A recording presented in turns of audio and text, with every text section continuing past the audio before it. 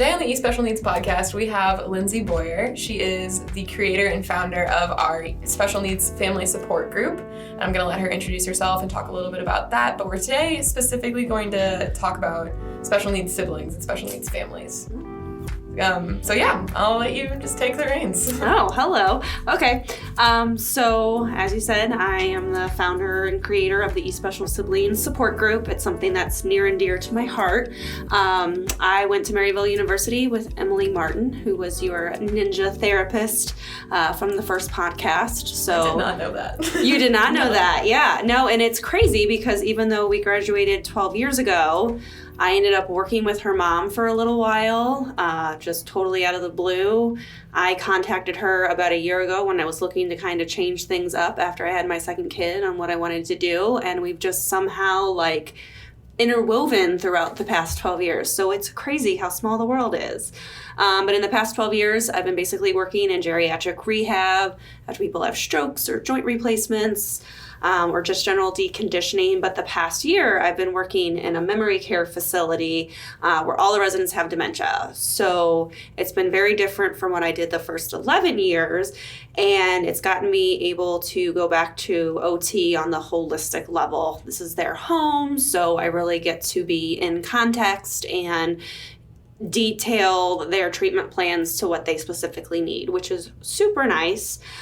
Going to OT school, I wanted to work with pediatrics. That was the whole reason I wanted to go in. But I ended up falling in love with geriatrics a lot more than I thought that I would. So, yeah, so that's kind of my...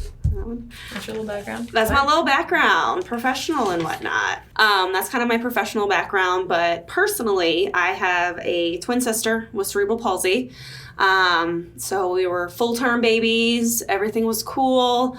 Actually, when we were born, I was baby B, which is, there's A and B, so I was baby number 2, and I actually scored really low on the APGAR scale. I was, as my mother states, blue as a blueberry. Wasn't breathing, wasn't doing well. My sister was super high on the APGAR score. What does that mean? Sorry, the APGAR score is like a 1 to 10, and it looks at babies' color and breathing and temperature and things like that. So they do it for all babies at 1 minute and then again at 5 minutes. And obviously the higher the score, the more healthy and typical the baby is. So my sister scored really high, but then had to have a surgery within 24 hours for an issue that she had where she was having some issues with her colon and things like that. So fast forward a couple months, I'm developing fine, whereas they told my parents that with my low oxygen and things like that, I was probably going to have developmental delays and things like that. So you've got 2 twins. Baby A was fine, said it was cool. Baby B, not so much. And then kind of a role reversal. Somehow at 6 months, she was diagnosed with cerebral palsy. She wasn't able to really feed very well. Feedings took hours. She wasn't sitting up. She wasn't doing all the typical things. My mom's a nurse, so she definitely knew that something was just not right. We're the last of 4 kids. And I just always grew up being a helper, and it was always just helping her out and things like that. So, so much so that when I wanted to grow up, I already knew what I wanted to be. And then in high school, I found out that there was an actual name for that, and it was called occupational therapy. So I thought what would that you tell people before you figured out the term occupational therapy? Would you just be like, I want to be a helper? Basically, I want to be a helper. I want to be able to work with people, mostly kids, whenever I talk to them about it, and say, I just want kids to be able to do what I do every day. I want them to be able to get up and go to school and play with their friends and play with their siblings and just be able to do the things that I do every day and not have it have such stigma or not be inclusionary, and just make it easier for them to be able to be a kid and enjoy life. So that to me has always been kind of the core value of what I love about my profession. Now that I'm a mom and I've got 2 small kids, going back to kind of the professionalism of it, there's such a similarity between pediatrics and geriatric. Life is super full circle. And it just reminded me how much I wanted to work with kids and their families. And it just kind of brought me back to why I originally wanted to be a therapist, my original passion for my profession. And it just kind of grounded me back to that. So what happened is I have a friend, Sarah. She is one of the Love Will Foundation co-founders with her friend Amanda. And then I've known Emily since OT school, and after I had my second daughter last January in 2018, I talked to Sarah about wanting to get involved with the nonprofit and do something more holistic, more more of an impact on the community. And Love Will Foundation looks at getting counseling services funded, and it's a really big push to educate people and reduce the stigma of mental health, and I thought that was really awesome. There's a lot of mental health issues when you're in the medical field as well, and I had some issues after my babies were born and dealing with that, and so it was just a new chapter of my life that was something I was excited about being a part of again. So she had told me their biggest thing was trying to get some grant funding, and knowing Emily, she had done grant funding stuff and grant writing, so we kind of got together here at eSpecial Needs, had a meeting about grant writing and things like that, and the Love Will Foundation's goal was to have the counseling services taken care of so that we can get some free services funded if they don't have insurance or things like that. Whereas my OT brain thought, well, what happens after your 3 free services? How do we continue that care and make sure that people are still getting what they need after those services? That's where I had kind of rekindled this idea of, well, this is what I wanted to do. And Emily literally sat at the table and said, well, we can do that. And I was like, oh, okay. That's pretty awesome. So just from last August, we all got together and talked about the logistics of it, and eSpecial Needs has been awesome with donating the space and working with us on marketing and things like that. And it's been a great place to kind of bring the Love Will Foundation and eSpecial Needs and my own, as corny as it sounds, childhood dream to fruition and making it happen. So we've had 3 groups thus far. The groups have gone from having 2 people show up to 18 people the second time, and then 16 people this last time. So we're getting some headway on getting out there with our awesome marketing and spreading the word on that. So what we do is the last Saturday of every month, we come to the eSpecial Needs building at 1850 Borken Court in Maryland Heights. And we've got coffee and we've got breakfast foods, and it grew from just being a sibling support group where kids can come and be with other kids in similar situations to we're trying to make it a whole community resource. So we've got a speaker available for the parents, and if the kids want to listen, that's cool too. Our first speaker was on the importance and how to establish a routine using like time timers and the octopus watch and planning your week out. And then our second speaker was the importance of play in childhood. So all things that helped kind of spur discussion amongst the parents. And while they're doing that, then both the kids with disabilities and their siblings get to have a free play in the sensory room and the showroom. And then we've started doing like little craft activities as a way to hopefully try to be able to let the kids better communicate with one another, bring up real life situations, and talk about, how it is at home in these situations that most of their peers don't get. So Can I interject? Yeah. Sorry. But anyway, so I have been to a few of these support groups, and I've noticed that you're very good at giving people the perspective that they need from both a parent and a child, viewpoint. And I don't know, it's a very powerful thing because you're a parent, obviously, and then you've been you are a sibling of someone with special needs. And so, yeah. Yeah, it's been crazy. I've only been a parent for 2 years, 2.5, but it is it's very odd about how the things that I learned growing up as a child with a sibling with a disability, and then just learning from a parent's perspective, angry little 12-year-old kid, I don't get to go do this because, we can't include Chelsea, or she's having a bad day, or we're exhausted. Now, as a parent of 2 typical developing children, I totally get it. Being a parent is hard. It's the hardest thing I've ever had to do. And when you compound that with having to deal with the medical issues and making sure everyone's taken care of and planning out your day, it's exhausting, and you want the best for your kids. And it's a really hard job. So the goal of this group is empowerment. That's my biggest catchphrase is empowerment, because I feel like if we provide education and we provide a safe place for people to share their knowledge and their frustrations and their experiences, and just a safe surrounding where anything can be said, sometimes people just need to say that this sucks. I've talked to patients about that as an OT the past couple of years. I've talked with friends, counselors. I've said it to some other kiddos that have been in the situation I had been in when I was younger. And it's okay to say that it sucks. I know that people feel like they'll be judged if they say that, or they'll hurt their parents' feelings, or they'll hurt their siblings' feelings. But it's a part of life, and you have to feel safe enough and comfortable enough to be able to say that and express that. And we just want to build a village where you don't feel alone, and that we're here for you. Nice. So, yeah. Cool. Do you want to talk about your experience as an individual who has a special needs sibling? Sure. Or a sibling with special needs? I mean, it's kind of based my whole life. So, yeah, I can talk about it. Yeah. So, being a twin, I don't know if other twins deal with this as well, but it was a lot of times since we were both girls. It wasn't Chelsea and Lindsey. My sister's name is Chelsea, if I haven't already said that. But it was always the girls or the twins. It was always...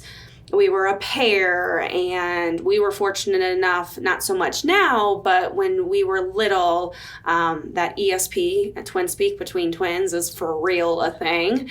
And when my sister was going through a lot of medical issues before we were old enough to understand, her cues of what she would look like when she was in pain, or if she was hungry versus tired, or things like that. My mom says that they would literally take me to the doctor's appointments with her and be like, Lindsey, what's wrong with your sister? And I somehow knew, what was going on. She didn't feel well because of this or that or the other. And how old were you? I'm just curious. I mean, I had to have been old enough to talk, but I mean, it was really young. I don't remember going to these appointments, but my mom was like, I just had the intuition to, not diagnose her, but give the doctors some sort of guidance of I think she's not liking this, or she's not feeling well with this. And I don't even remember that connection. I know that I've always been really close with my sister. So yeah, hopefully my mom didn't just tell me that story to make me feel good, and I hope that's for real. I've never thought to ask about it until this very moment. I'm sorry. I'm just curious. Yeah. Growing up, I had a friend who had a sister who was nonverbal. For a number of years, until she was 4, her sister was completely nonverbal. She's not autistic, she just wouldn't speak. Mm-hmm. And so my friend would translate her sister's thoughts in the same way. Yeah. They weren't twins. That's but that awesome. It is a real thing. Yeah. So I do remember that, at least. That's very cool. I was probably 5. Yeah. And then her sister, the older sister and I were friends, so we were probably both 5, and then the younger sister was 3 or 4. Yeah. So it's crazy. It's real. It is real. So I'm not trying to invalidate you. Yeah, no, you're good. I had a friend when I was younger. Her sister was deaf, and Stephanie had, learned sign language and things like that, but she was the same way. If her sister, needed something, or I clearly wasn't understanding her sign language, she was just on it. So it's crazy cool about how intuitive kids are, and how that they just can jump in and kind of figure it out, because as parents it can be so frustrating to not know what your kid wants, and to have one of the siblings come up and be like, Mom, this is all that she needs. Okay, great, awesome, thanks for helping me out, kid, I appreciate it. So it was just, that was a really awesome aspect of having a sibling. I felt super special when they were like, Lindsey's the only one that knows what she wants. On the flip side, there were obviously some things that were a little bit harder. Outings, vacations. It was, what's wheelchair accessible? Are we going to be there during lunchtime because meals take longer to eat? Where's she going to be changed if she goes to the bathroom? It was just a big event. But it's definitely, I am one that I think that our personal experiences and situations definitely help shape who we are. And I try to look at these, and it is a blessing. It's helped me shape who I am, and it's gotten me through different stages of my life and how I feel like I've learned. Like now that I'm a parent, I'm like, oh, I can kind of understand where my mom was with that. And, I feel like it just makes me a more empathetic person. That may just be my personality, but that's why I'm in a helping career. Yeah. But yeah, I think it's definitely made a huge, part of who I am.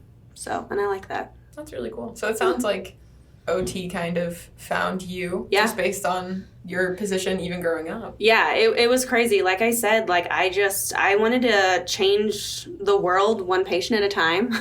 My ultimate goal when I was little and wanting to work in pediatrics was to work at Children's Hospital and see all those patients. And then at the end of the day, bring in all of those patients' siblings and have a support group for them. Like that was my whole spiel of what I wanted to get an OT for.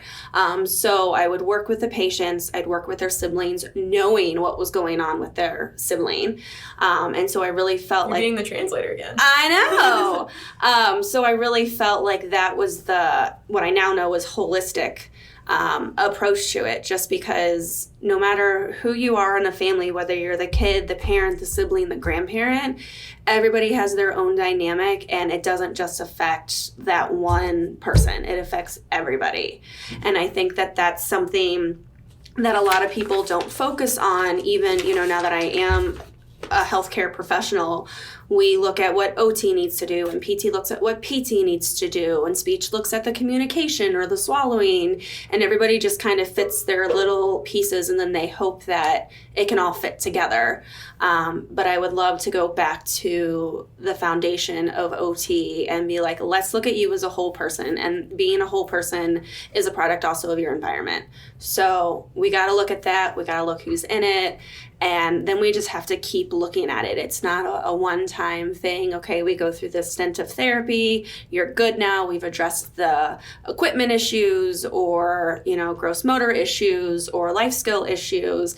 See ya, have fun. It's those issues are going to continually change. And we just need to find something that is going to continue to flow and change with the families, and not just say, okay, well, your next therapist will do this, or your school therapist will do this, and your First Steps parents will do, or therapists will do this, and just try to find a way to tackle this huge monster of a continuity of care issue.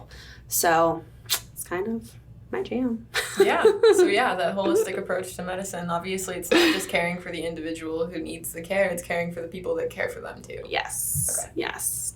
That's a lot, but that is a lot, it made sense in my head, and I think it made sense coming out of my mouth. But. Yeah, that was a much more concise take on it. I like to just keep rambling. So there are. Okay, cool. That's really neat, though. I never would have. Honest to goodness, I've never I don't have experience in the medical field, and I don't have a degree in medicine or anything of that sort. So it's always really interesting to me to hear people's takes on holistic medicine. Yeah, I like it. I do too. I like it a lot. It's very cool because so I went to a Jesuit college, and one of the things that we talk about a lot is cura personalis, which is care for the whole person. So it's not just looking at them through one aspect. It's looking at this individual with all these different aspects of them. So it's kind of...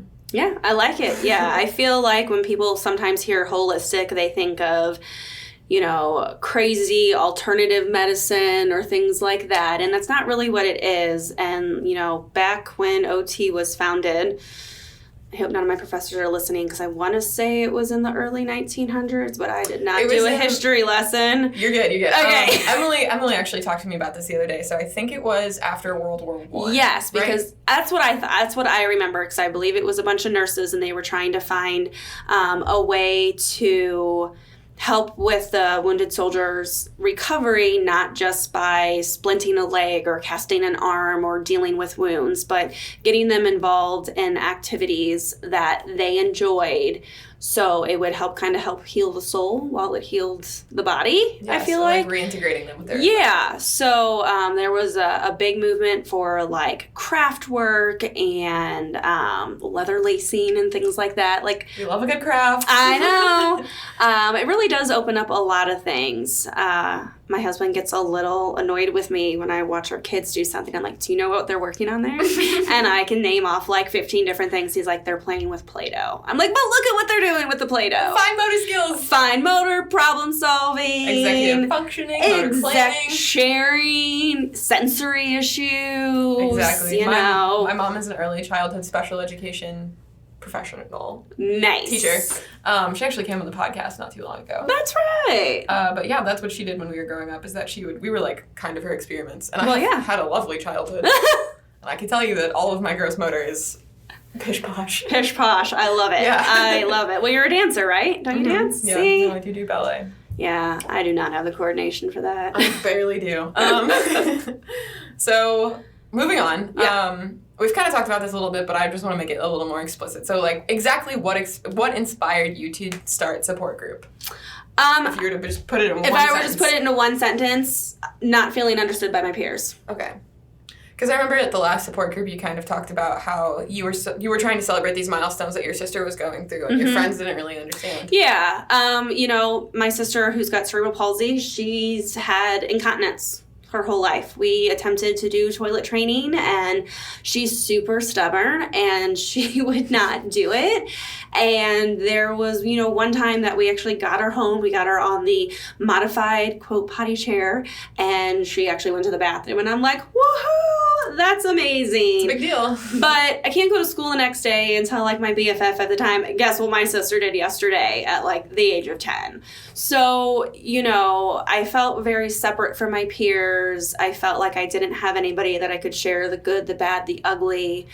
Even to this day, when I have patients that do something amazing, like put their pants on or get on the toilet for the first time, I do a little happy dance. I am not above that. So I'm a little crazy, and I try to be fun, but... You're effervescing. You're not crazy. I like that. But I think that people just take for granted those everyday functions: getting out of bed, feeding yourself, going to the bathroom by yourself, getting yourself dressed, choosing what you want to wear to get dressed that day. It's those little tiny things that make us individuals that I saw that my sister didn't really get to do. You know, we had to get dressed for school in the morning. Chelsea, you're wearing this, and, you know, let's eat this. And this was like the quickest and easiest thing she could eat. Let's get your medicine in you and let's just go.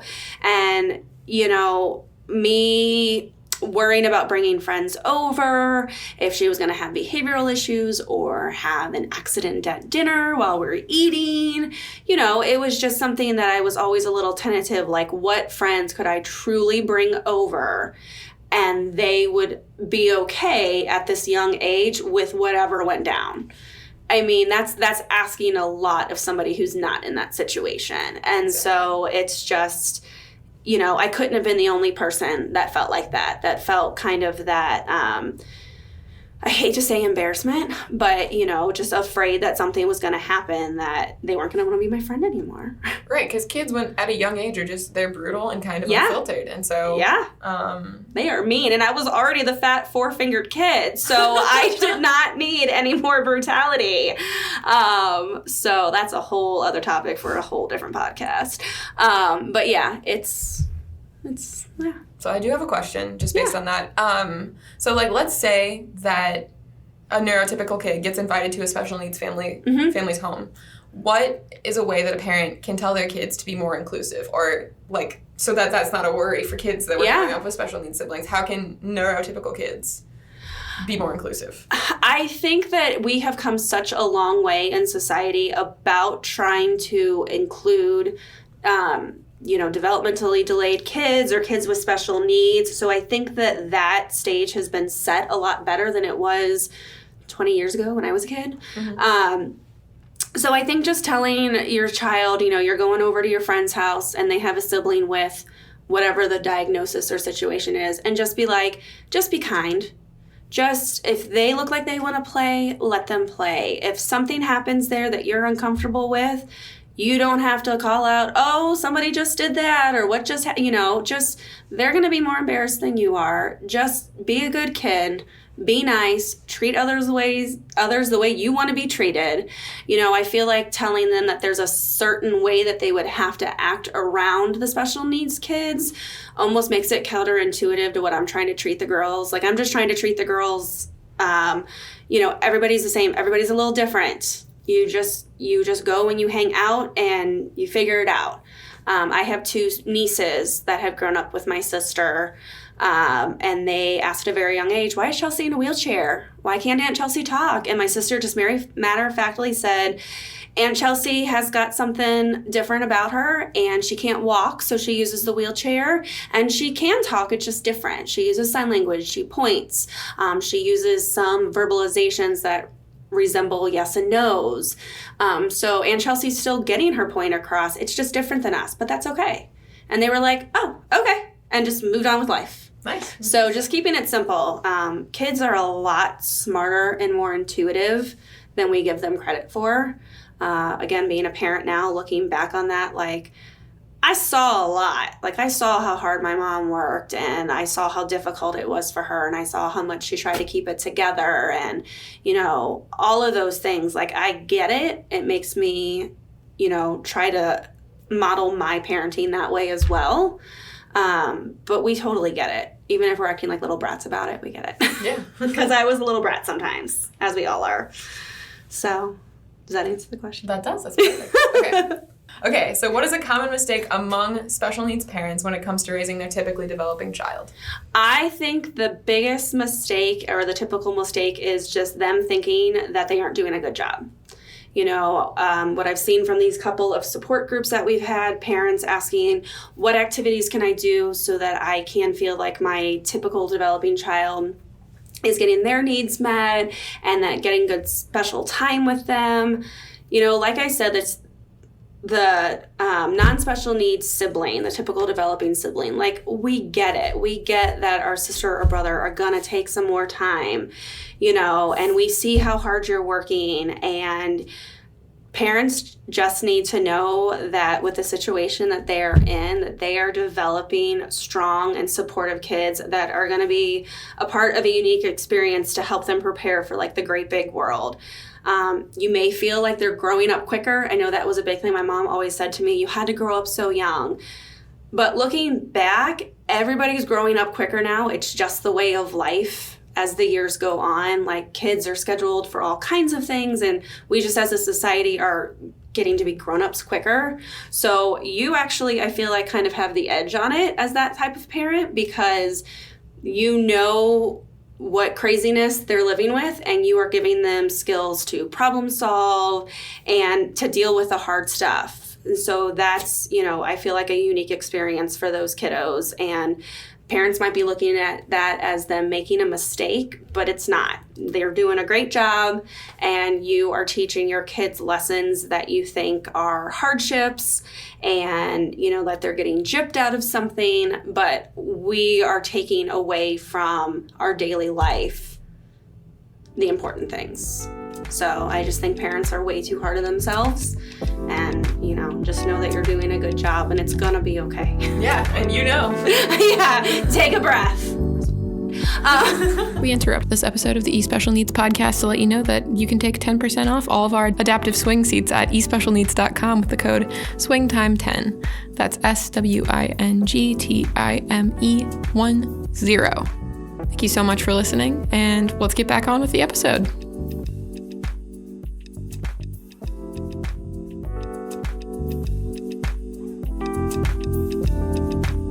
So how can parents encourage the independence of their special needs kiddo and their typical child?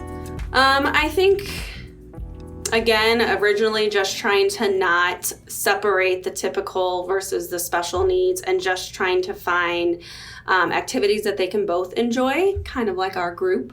Right. We have both kids available at the group, and so our hope is to be able to have some staff help with the typical developing kids, and then other staff help with the other kids that have special needs. So that way, all of the siblings can be there. It's a whole family event. And what I have noticed with some of the siblings here, and it just made me reflect and realize, kids with siblings with disability are always on, like, I feel like hyper alert for inclusion. You know, they're always worrying about if their siblings in the room or if their siblings at home, you know, how can I get them to be involved? I don't want them to feel left out. And our group is a place where I've literally told some kids, like, don't worry about it. I got your brother for a little bit. Go and play. I promise it's fine.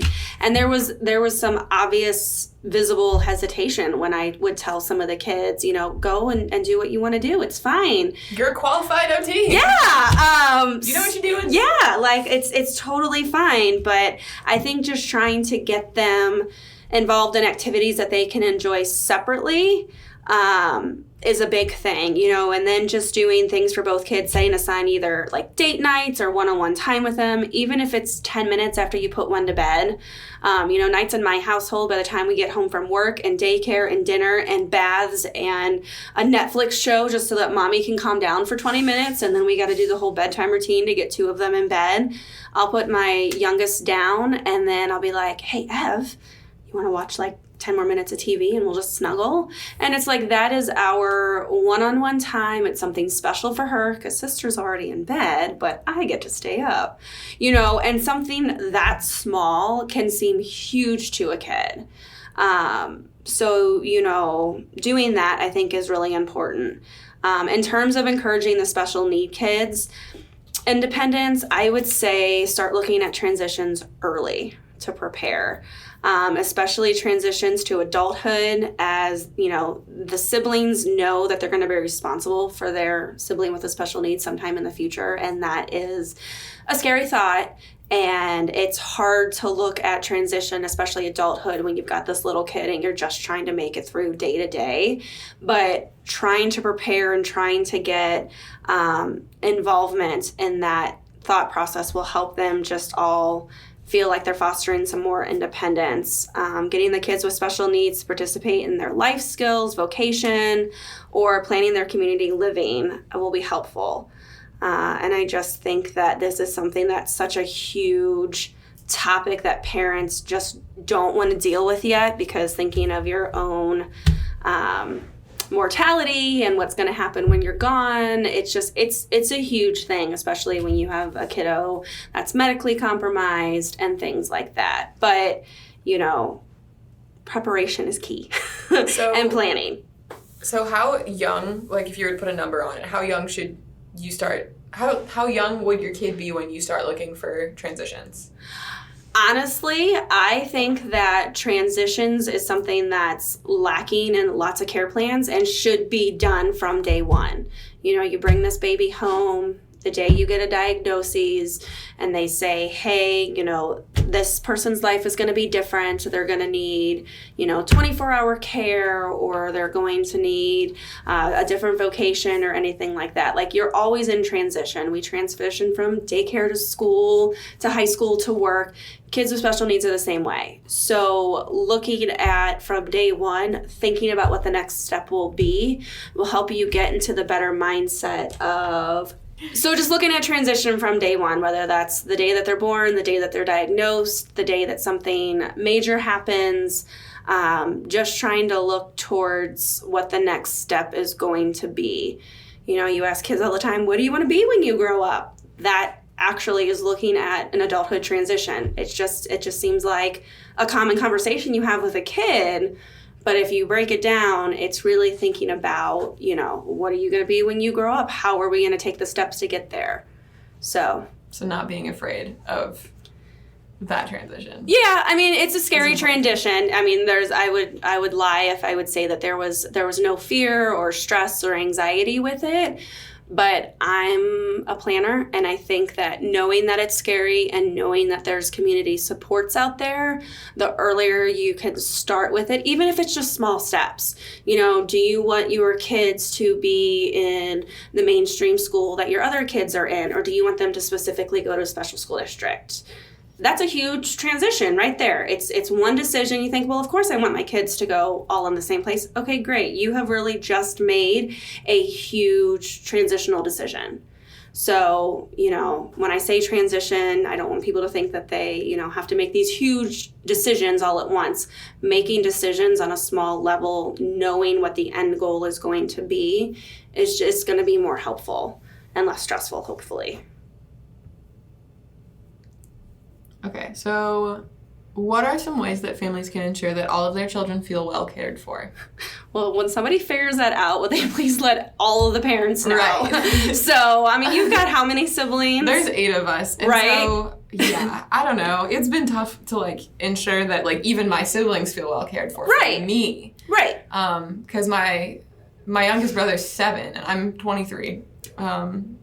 It's really hard to think about, the parts of my life where I'm going to be growing up. Mm-hmm. And I'm going to start eventually, settling down, and he's still going to be a teenager. Yeah. Whenever that happens, if it ever will. But, yeah. So it's interesting to think about that. But I'm just curious, are there, tactics families can put in place to make sure that all of their kids feel like they're getting the same amount, not the same amount of attention, but, right. Comparable amounts of attention? Yeah, I think being a present parent is super important. It's super easy to let the craziness of life just get in the way and us just to focus on having to get dinner ready and having to check off our to-do list and get the kids in bed and get them ready for school the next day. And it's just that constant, we got to get this done so we can do the next thing, and not taking a step back, taking a breath and being like, okay, we are in the middle of a dinner right now. Kids are not screaming. Kids are actually eating. This is a nice little quiet moment of family wonderfulness. So trying to enjoy the journey, as bumpy as it may be, and not just focus on what's next all the time. That's something I am still trying to learn a lot. And then I think the biggest thing that came up in our last meeting that I find so important is validating your kids. Whether they be the child with special needs or the ones that's typically developing. We as parents would look at the typically developing kid that falls down the playground and says, oh, I'm hurt, shake it off, you're fine. You're totally fine. Whereas if the same situation had happened with the kids with special need, it would be a different reaction. Like I said, the kids that are siblings of those with special needs are some tough kids. Mm-hmm. But every once in a while, we just need our parents, and we just need to have you fix the boo-boo, as my daughter says it, and just take a second and realize that what may seem minuscule to you is huge for them. At certain stages of their life, something as small as, a cut on their arm is mind-blowing to them, whereas compared to, their sister going in for a massive surgery, my little cut is not so important, but to me it is. And at that point in time, I would need my mom or my dad, mostly my mom, to be like, I know you're hurt right now, what can I do? Just taking that time to validate them and just be there. I think that's, the best way. There aren't enough hours in the day. There aren't enough days in the week. It's just a balancing act that you're going to have to kind of figure out on your own and what works best for your family. But, validation is as important as empowerment, I think. So that's what I got. All right. So how can special needs families encourage the individuality of all of their children? I think it just goes back to kind of tying in with how to encourage independence with them, find out what they like and let them explore that. Right now, my 1-year-old is like a carbon copy of her big sister. She doesn't know what she likes. Aww. She just likes to be around. Her first birthday, I'm like, I don't even know what she likes. Her sister was into Moana, so it was Moana all the way. And now I'm just like, Abby's just happy to be here and be included. That's all she wants out of life right now. But as they get older, I hope that I will pay attention to, what they like differently, and try to foster them to be able to be their own individual. And, you don't always have to do what your sister says or likes, or it's okay to want to do something, very different. I know that when kids are having a tough time, like when they're dealing with their sibling's illness or hospitalization or even just behavioral issues, I think it helps to point out that their situation is a very individualized situation. So it was things for me like my peers didn't get to ride in my sister's wheelchair or use her Hoyer lift and sit and watch TV like I used to do.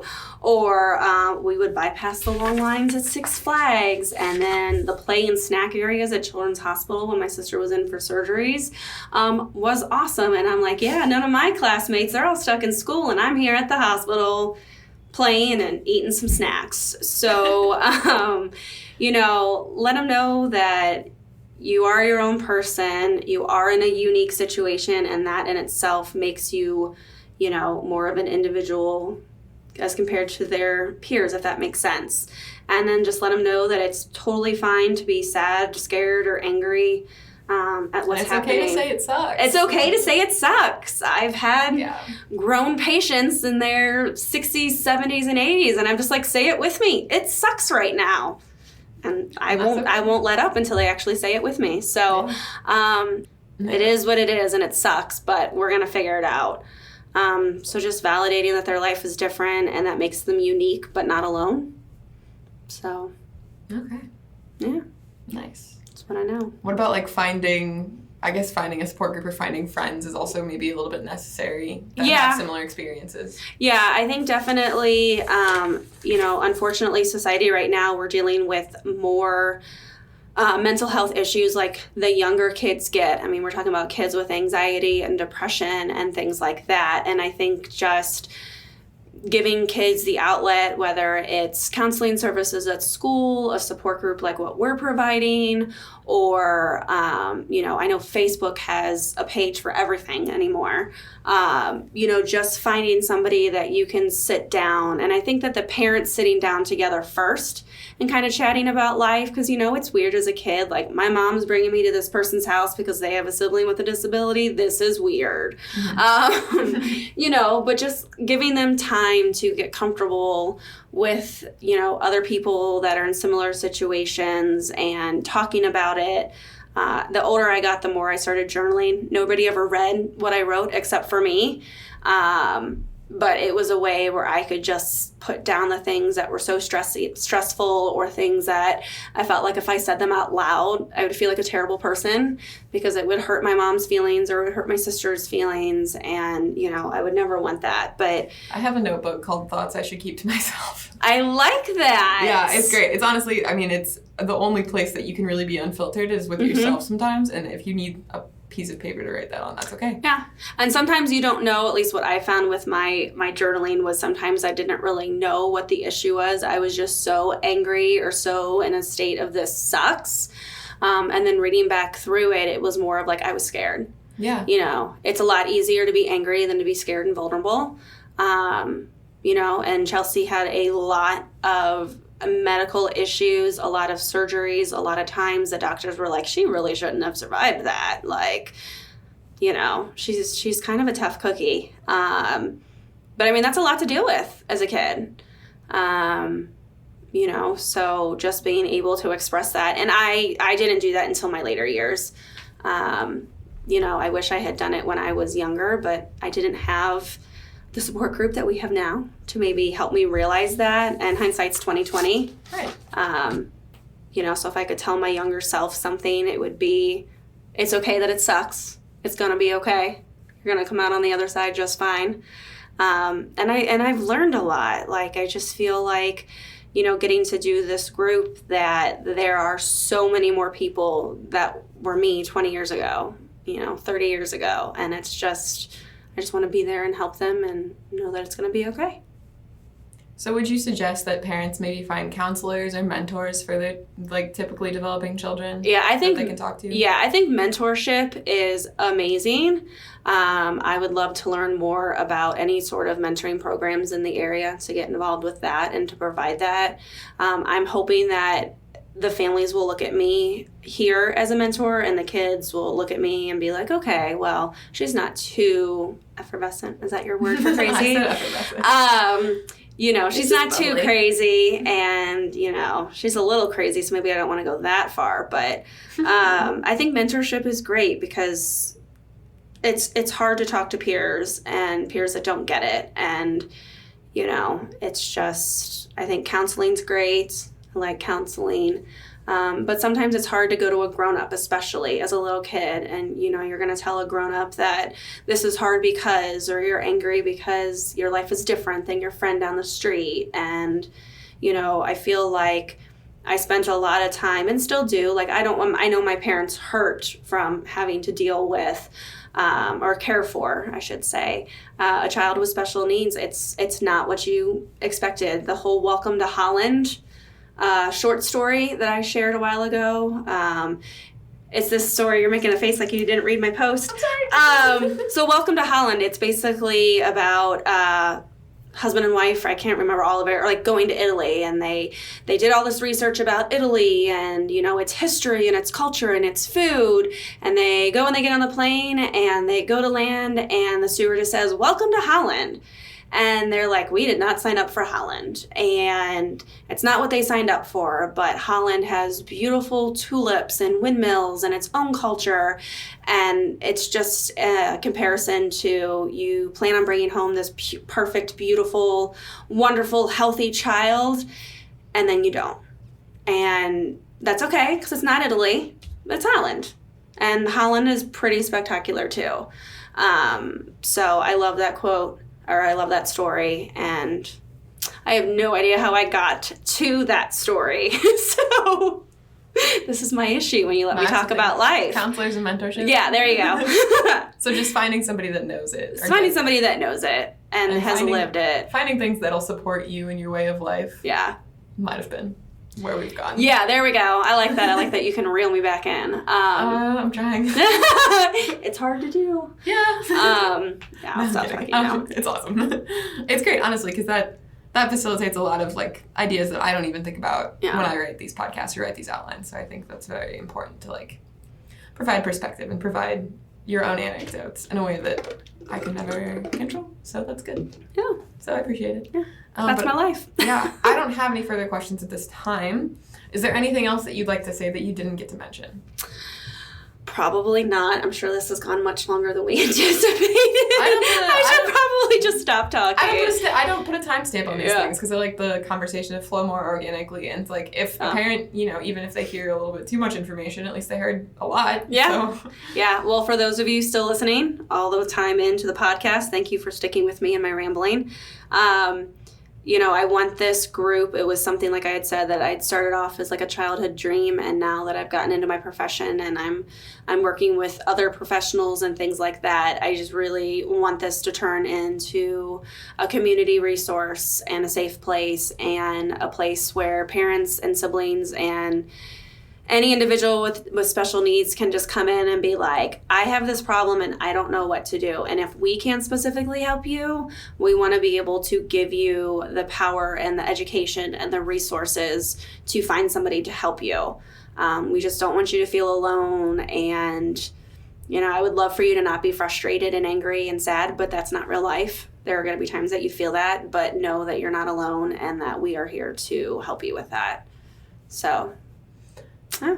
So, okay, what would you tell a parent that wants to start a support group in their own town that's probably not St. Louis? Yeah. Because we have listeners from all over. All over? I'd say totally go for it. Throw something out on, I live in a subdivision where we have multiple Facebook pages. So I would say either just talk with some of the parents in your community. If you go to church, talk with them. Just be like, hey, I want to start something where we just get together and it's nothing formal. We've got coffee, we've got food, kids can play and be kids, and we can just kind of sit down and talk about life. It doesn't have to be a specific topic. It doesn't have to be, outlined for a specific speaker or anything. It's just having a conversation. Starting a conversation is actually a lot harder than people think. So having some ideas of what you'd want to talk about. Like for me, when I do an evaluation with a resident, I would say, what do you want to work on in therapy? What do you want to be able to do? I usually get, I want to walk again. And I say, that's not my field, but okay. But I'll say things like, do you want to be able to style your hair the way you did before you had a stroke? Is it important for you to be able to feed yourself? And just providing those little well, of course I want to feed myself. Of course I want my hair to be the way I did it before I had this life-changing event. That's just obvious. Sometimes the obvious is overlooked. Mm-hmm. And just starting a conversation about, I always like to start stuff with, here's my story, and then just let things go from there, or, just start rambling and hope that somebody interjects because they want to stop listening to me ramble, and so they'll come up with something. Yeah. Nice. So that's my ninja therapy. I hope Emily approves. I'm sure she does. So those are all the questions I have. If you have anything else you want to add, just go ahead and add it. I think good. And if not, well, thank you so much, Lindsey, for coming on the podcast.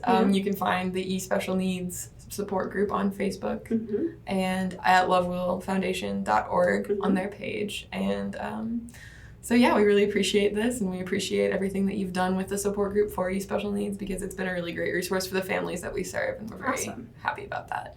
So thanks for coming on. Do you have anything else you want to plug? Our April support group is April 27th at 8:30 in the morning. Hopefully this comes out before that. Probably not, though. Oh, okay, well. Every last Saturday. So, and if you have any questions, you can contact me at Lyndsey@lovewillfoundation.org. Lindsey spells a little funny. It's Lyndsey at lovewillfoundation.org, and I would love to chat with anybody who wants to talk to me. I'm a talker. All right. Thank you so much again. We appreciate it.